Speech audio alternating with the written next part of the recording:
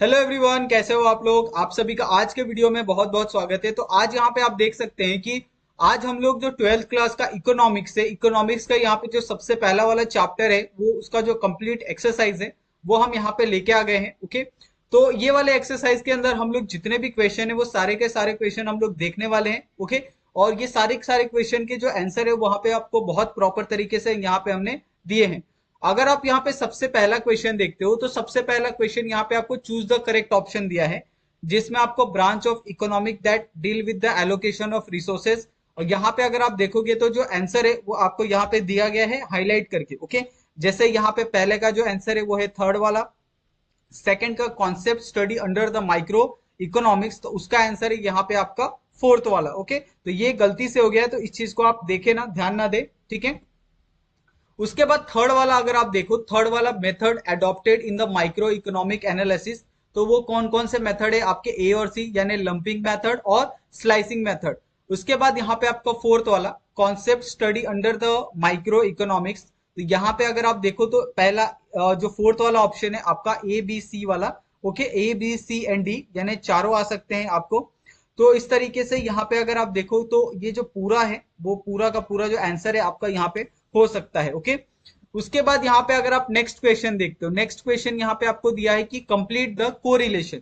यहाँ पे क्या है कि आपको ये पहला वाला वर्ड दिया है माइक्रो इकोनॉमिक्स, माइक्रो इकोनॉमिक्स में यहाँ पे उसका रिलेटेड एक स्लाइसिंग मेथड दिया है। लेकिन अगर आपको मैक्रो इकोनॉमिक्स दिया है तो ये वाला ब्लैंक है, ठीक है। यहाँ पे भी ये वाला ब्लैंक है, यहाँ पे भी अगर आप देखो तो ये वाला ब्लैंक है, यहाँ पे भी आपका ये वाला ब्लैंक है और यहाँ पे भी आपका ये वाला ब्लैंक है। तो उसी ब्लैंक जगह पे यहाँ पे अगर आप देखो तो जो आंसर है वो आपको यहाँ पे लिख के दिए गए हैं। आपको ये आंसर आपको क्या करने हैं, सिर्फ उसके आगे लिखने हैं, और इसको हमने हाईलाइट भी किया है ताकि आपको अच्छे से समझ में आ जाए, ठीक है।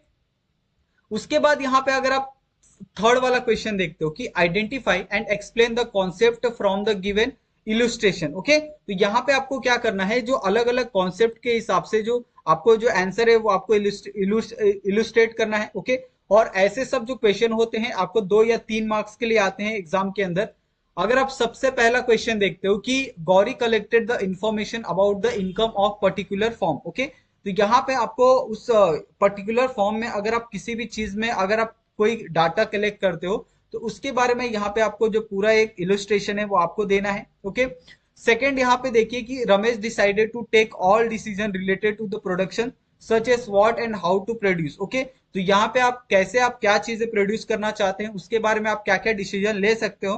तो यहाँ पे एज अ रमेश उसने क्या क्या डिसीजन लिया है उसके बारे में यहाँ पे आपको बताया गया है। ओके, उसके बाद Shabana paid wages of worker in the factory and interest on her bank loan. Okay, तो यहाँ पे अगर आप देखोगे तो यहाँ पे आपको एक ऐसा एक सिनेरियो क्रिएट किया गया है कि एक जो सबाना है वो जो जितने भी वर्कर हैं उनको क्या करती है, जो वेजेस है, डेली वेजेस या फिर आप मंथली वेजेस कह सकते हो, वो उनको पेड कर रही है। ओके, और जो भी उनका इंटरेस्ट होता है उसके साथ, तो यहाँ पे आपको वो सारी चीजें आपको समझ में आ जाएगी, ठीक है। उसके बाद यहाँ पे फोर्थ वाला क्वेश्चन पूछा है कि आंसर द फॉलोइंग। यहाँ पे ऐसे सब जो क्वेश्चन होते हैं आपको 4 मार्क्स के लिए आते हैं, ठीक है। तो सबसे पहला अगर आप क्वेश्चन देखो कि explain the feature of micro economics, तो माइक्रो इकोनॉमिक्स में क्या क्या चीजें आती है, जैसे स्टडी ऑफ इंडिविजुअल यूनिट्स के बारे में हम लोग देते हैं, प्राइस मैकेनिज्म क्या होता है, एलोकेशन ऑफ रिसोर्सेज किस तरीके से करना है, मार्केट इंटरेक्शन क्या क्या होती है, और माइक्रो इकोनॉमिक्स पॉलिसीज क्या क्या होती है।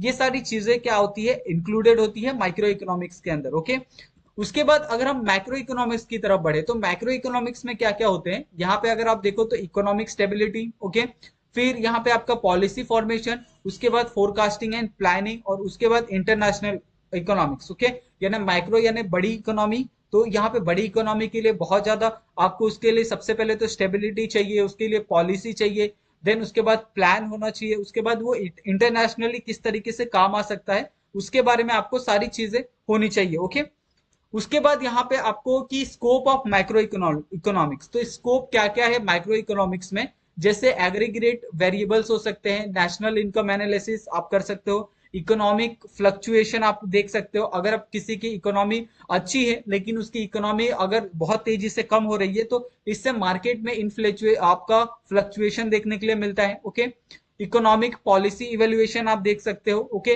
फिर उसके बाद इंटरनेशनल इकोनॉमिक्स में क्या क्या फर्क आता है, ये सारी चीजें आपको उसके अंदर जो एज अ स्कोप आपको मैक्रो इकोनॉमिक्स के अंदर देखने के लिए मिलती है। ओके, उसके बाद यहाँ पे आप नेक्स्ट वाला क्वेश्चन देखिए, जो आपका फिफ्थ वाला क्वेश्चन है कि state the reason whether you are agree or disagree with the following statement. सिर्फ आपको ये बताना है कि जो भी आपको स्टेटमेंट पूछा जा रहा है, क्या आप उस चीज से एग्री करते हो या डिसएग्री करते हो। ओके, तो ऐसे सब जो क्वेश्चन होते हैं आपको 2 या 3 मार्क्स के लिए आते हैं। ओके, आपको अगर एक्सप्लेनेशन पूछा जाता है तो आपको 2 या 3 मार्क्स के लिए हो सकते हैं, या सिर्फ एग्री और डिसएग्री पूछा जाएगा तो आपको 1 या 2 मार्क्स के ये क्वेश्चन हो सकते हैं। ओके, सबसे पहला क्वेश्चन यहाँ पे देखिए कि the scope of micro economics in unlimited. क्या आपका जो माइक्रो इकोनॉमिक्स है क्या वो उसका स्कोप अनलिमिटेड है। ओके, तो ये बात बहुत ही गलत है, ये हम इस बात से एग्री नहीं करते हैं। ओके, उसके बाद micro economics deal with the study of individual behaviour. तो ये माइक्रो इकोनॉमिक्स आपका एक एक इंडिविजुअली डील नहीं करता है। माइक्रो इकोनॉमिक्स यानी एक तरह से हम लोग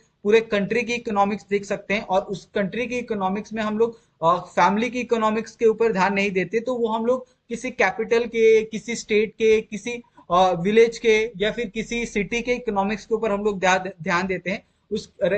और ये जो अगर आप पर्टिकुलरली डील करना चाहते हो इकोनॉमिक्स से, तो ये आपका आएगा माइक्रो इकोनॉमिक्स। ओके, उसके बाद यहाँ पे थर्ड क्वेश्चन पूछा है कि micro economics is different from the micro economics. बहुत ही सही है, माइक्रो और मैक्रो इकोनॉमिक्स दोनों में बहुत ज्यादा फर्क है। ओके, फोर्थ क्वेश्चन पूछा है कि micro economics use the slicing method.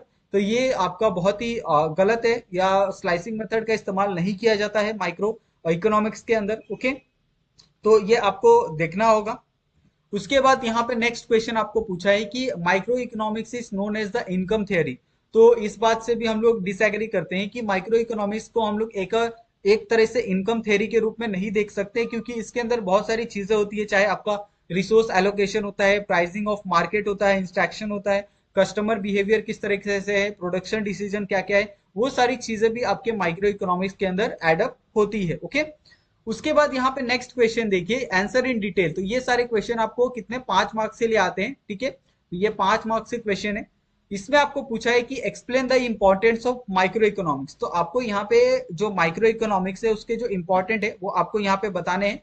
सबसे पहला यहाँ पे resource allocation, market efficiency, business decision making, okay, policy formulation, okay, personal finance and decision making. तो ये सारी चीजें हैं जो आपके माइक्रो इकोनॉमिक्स के अंदर आती है। तो आप इस तरीके से ये सारी चीजों को आप देख सकते हो। ओके, उसके बाद नेक्स्ट क्वेश्चन यहाँ पे दिया है कि explain the concept of macro economics and it feature.